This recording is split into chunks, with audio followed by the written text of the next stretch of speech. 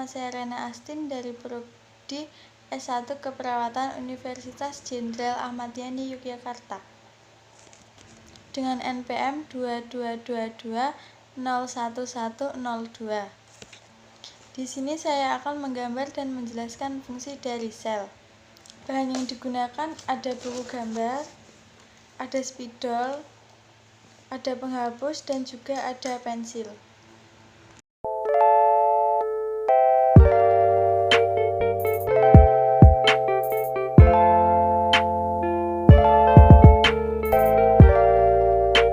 Saya akan menjelaskan fungsi dari sel. Yang pertama ada vesikel pinositotik yang berfungsi dalam proses transfer molekul dari luar ke dalam sel yang berbentuk cairan. Yang kedua ada lisosom. Lisosom berfungsi menghancurkan diri sendiri dengan melepaskan semua enzim yang ada pada lisosom, mencerna zat-zat makanan asing hasil fagosintosis yang berbentuk padat, dan pinositosis yang berbentuk cairan, mencerna makanan cadangan.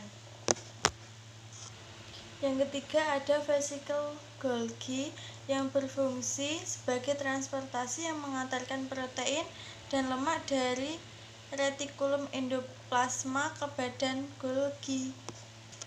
Yang keempat ada retikulum endoplasma yang berfungsi sebagai pendukung sintesis protein dan menyalurkan bahan genetik selang inti sel dengan sitoplasma dan berfungsi sebagai peralatan transportasi zat-zat di dalam sel itu sendiri, menetralkan racun, detoksifikasi misalnya yang benar di dalam sel-sel hati.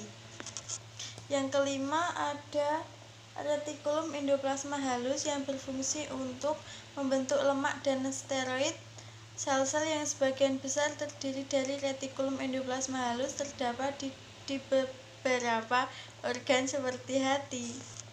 Fungsi retikulum endoplasma kasar berfokus sintesis protein dan menciptakan membran. Yang keenam ada membran sel yang berfungsi untuk melindungi sel, sekaligus sebagai tugas utamanya. Perlindungan ini diberikan agar keutuhan bagian dalam sel tetap terjaga dengan cara membiarkan zat tertentu masuk. Yang ketujuh ada ribosom yang berfungsi untuk menghasilkan protein dan melangsungkan sintesis protein. Tubuh makhluk hidup tersusun ada banyak sel dan jaringan dengan fungsinya masing-masing. Salah satu organel yang berperan penting bagi makhluk hidup yaitu ribosom.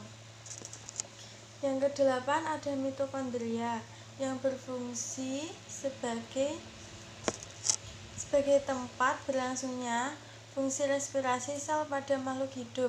Selain fungsi seluler lainnya seperti metabolisme asam lemak, transduksi sinyal seluler, homeostasis kalsium, biosintesis pirimidina, dan penghasil ATP.